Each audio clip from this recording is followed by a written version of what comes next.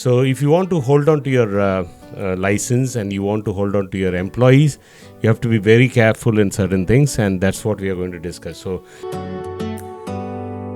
Do you hear that? so what was the more first information. batch? So About to break while everyone I know's out. First, I am going to tell you what they are asking now. yeah. I'm tired of feeling all FOMO, babe. I don't even People, especially employers, can make sure that they correct their mistake and they get it ready. right here. And there ain't a bar. Cost for that is very less compared to what you're like. Yeah. So approximately what kind of cost is involved in See, this? Because why uh, people are hesitating to go for that? The baby slipping on a swimsuit. He's over. It's like the revocation of your license. You said that like they first send you a mail. Paradise is wherever we make it. Paradise is wherever we make it. Till the sun's up. Hi guys, as promised, welcome back to another episode for the June, and this time we are going to talk about the compliance checks on the businesses, right? On the business, anyone who is having sponsorship license. Yes, anyone who holds a sponsorship license.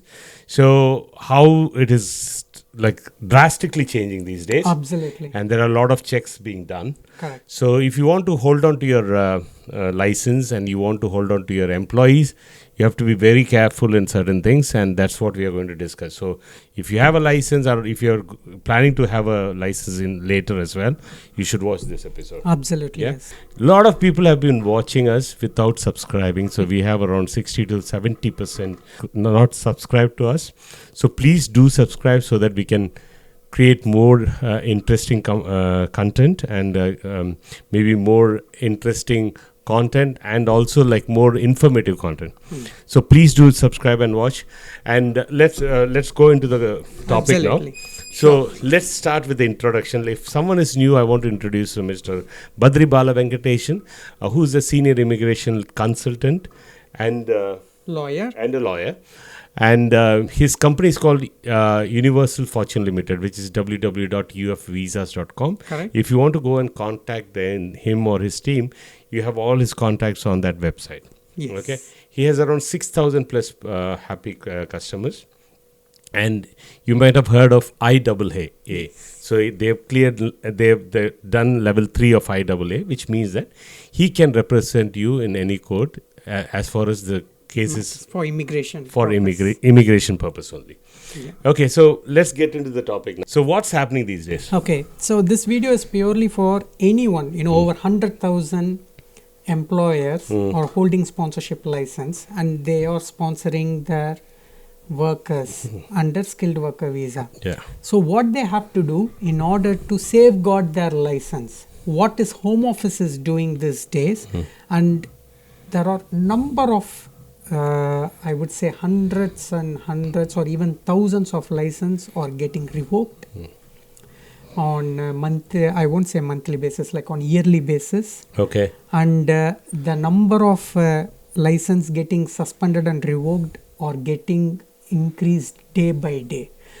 A few months ago, Home Office sent to thousands of companies asking for certain information as a first batch, and out of that, whoever were not paying the salary on bank transfer, whoever were not paying their correct salary, whoever were not paying the salary and tax in the to the HMRC, and any underpaid or any salary which has been reduced and it was not reported, those companies' license were revoked directly without even suspension.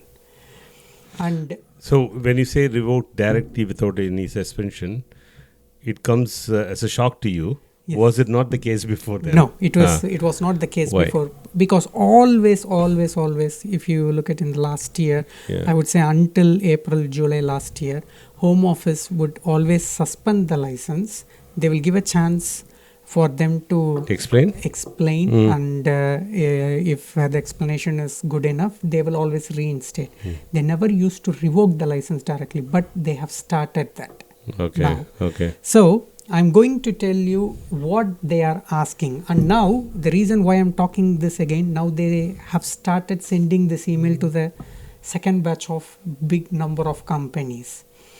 So what asking was for the more first information. batch? So The same thing. like how many were in the I do not know, but I believe it's my guess thousands of companies. Just I would say more than 20 of my clients received, and this time again 7 clients have already started receiving from 1st of June. Okay. And the numbers are getting more and more. So I believe they are sending in thousands and thousands, checking the information to see if they are meeting the sponsorship duties. So that is what we are going to talk about. And first I am going to tell you what they are asking now. Yeah. So people, especially employers, can make sure that they correct their mistake and they get it ready. So let me go through it. So the email subject comes as sponsor action required, and they start with this, so giving the company name. And as per the published guidance, we reserve the right to revoke a license where there is a serious or systematic breach of your sponsor duties. This is how they start the email with the first line. We are looking into concerns that suggest your current sponsored workers may not be receiving a salary that matches the salary stated on their COS as per Annex C1AA of the sponsor guidance. And it says, in circumstances where we will revoke your license, you pay your sponsored worker less than what you have mentioned in the COS. First reason. You have not notified us about any change in salary. This is second reason. Third, the reduction is not otherwise permitted by the immigration rules or the workers under temporary workers guidance for sponsors. So for instance, if they are on sick leave or if they are on maternity leave, that is fine. That reduction is fine. Even if they are on unpaid leave, they cannot be on unpaid leave more than 20 days. Okay, these are the reason. You have to still report that change as well. If you do not report it. So what they've asked is, so we can make a full informed assessment. Please provide following documents with evidences. First, they are asking contract of employment for all the sponsored staff. Second, they are asking corporate bank statement for the last 6 months. Third, if you are paying your sponsored workers via an external payroll system where wages appear in bulk payments, please provide a monthly breakdown of each sponsored worker's salary covering the last 6 months. Pay slips for all your sponsored workers for the last 6 months, demonstrating their hourly rate and hours worked. National insurance number of all your sponsored workers. Full RTI payroll summary confirming the gross and net and a national insurance and tax deduction for all your sponsored workers for the last 6 months. P60s for all your sponsored workers covering each year they have been employed by yourself. They are asking P60 for each year from the time they have been working. If you are using a prepaid card such as Forex, evidence that you have made payment on to each of the sponsored workers for the last 6 months. And if you are paying sponsored workers by check, evidence that you have paid into their own bank account. So they have given 10 working days, asking them to provide all these evidences.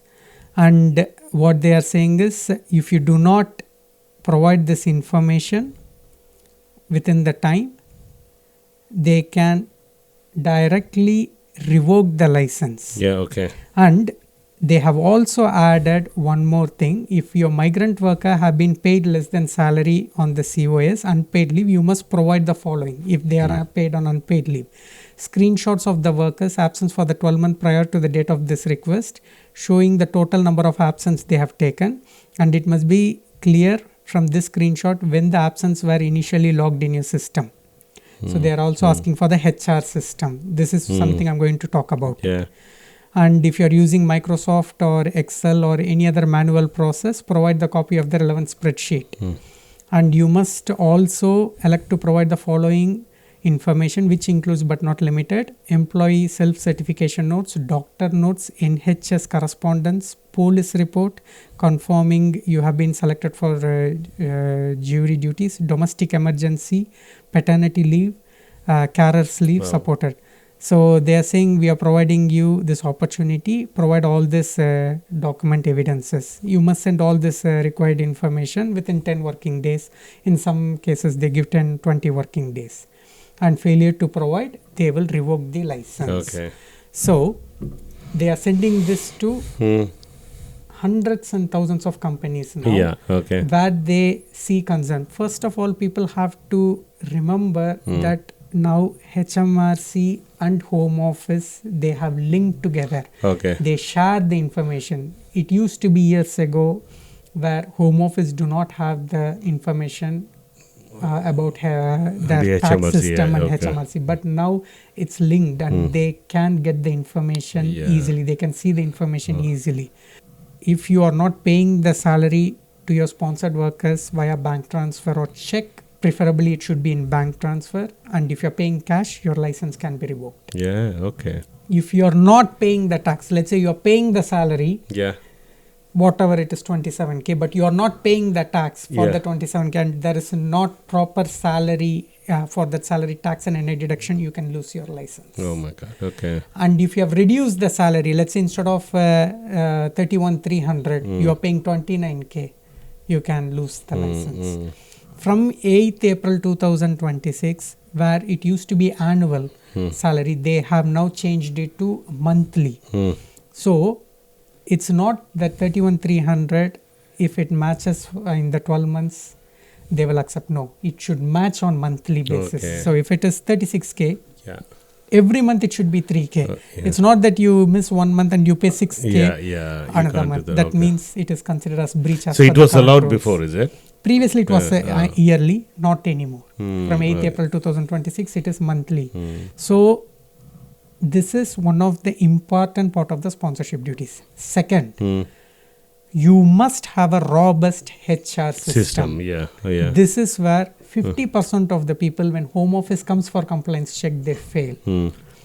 You need to have a HR system which records staff attendance, which monitors their passport and visa expiry, and it gives the alert, automatic alert, and it holds all the staff's annual holidays, how much holidays they have taken, how much holidays they have left, and the system should also, or if you don't have the system or separately, you should have the work evidence, the task, what they are doing, which should be in line with the duties mentioned in the COS. And in the HR system, you should have all the required documents for the recruitment, whatever you have done during the recruitment. Yeah. If you have advertised the position, where have you advertised the position, what the interview notes you should have, their CV, any relevant education documents, reference. All this thing should be maintained in the proper HR system, or if you are maintaining manually in your system using Excel sheet, that is also fine. But I recommend my people to have a robust, use a robust HR system. If you remember, we were in your podcast you interviewed, there is this HR system which UK is called Vikas. ukvikas.com. Yeah. That particular HR system is purely designed for this only. This is what I suggest my clients to take it, because that HR system was purely designed for sponsored workers, and it covers every single sponsorship duties requirement. So I'll stop you there. Now the UK, because the thing you spoke about, and there are multiple things in the market where people can go and buy it. People HR, Bright HR, they can use it. Yeah. But that is a general HR system.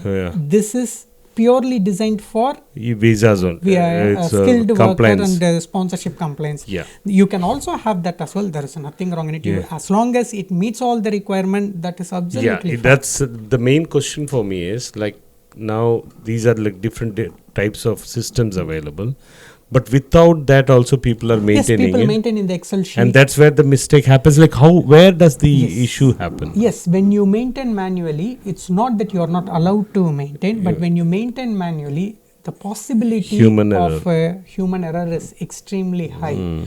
For example, when you are having maintaining the Excel sheet and you are keeping the passport expiry alert, visa expiry alert in your Google Calendar, every time you have to do manually, you miss it once Yeah, for okay. one worker, and Home Office comes for compliance and you do not have it, you will lose your license. Yeah, okay. So it's not worth it.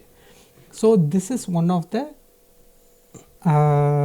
requirement for sponsorship license. I vaguely remember something when they said, like, when we had the interview, the cost for that is very less compared to Yeah, what yeah. you're like. Yeah. So approximately what kind of cost is involved in See, this? Because why people are hesitating to go for that?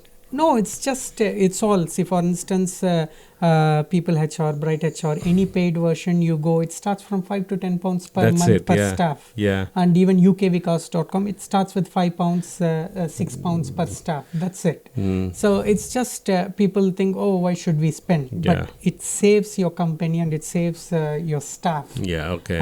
visa. So I highly recommend to have a proper HR system. Okay, okay, that's very important. Yeah. And these days, like when you investing this kind of money, is going to help you saving your license. Absolutely. That's important. Absolutely. So the other point you said, last thing I want to ask you is like the revocation of your license. You said that like they first send you a mail saying that, see, these are the issues, sort it out.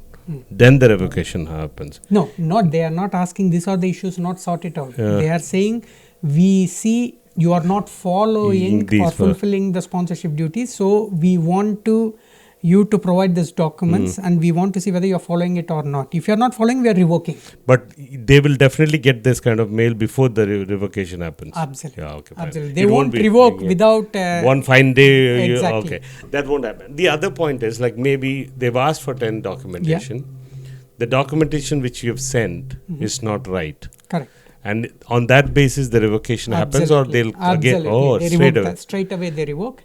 So when the license gets revoked, there is no appeal process. Yeah. The only thing is you need to go through pre-action protocol and judicial review. Okay. Going to a high court. How long would it take? So that takes any time between 3 to 6 months, and basically we don't do it. We use direct barristers who can. Which is expensive. Yes, it is expensive. And what happens to the employees when this happens? When this happens, there is a high possibility they could get curtailment letter, which is 60 days letter, asking them to find another sponsor or leave the country.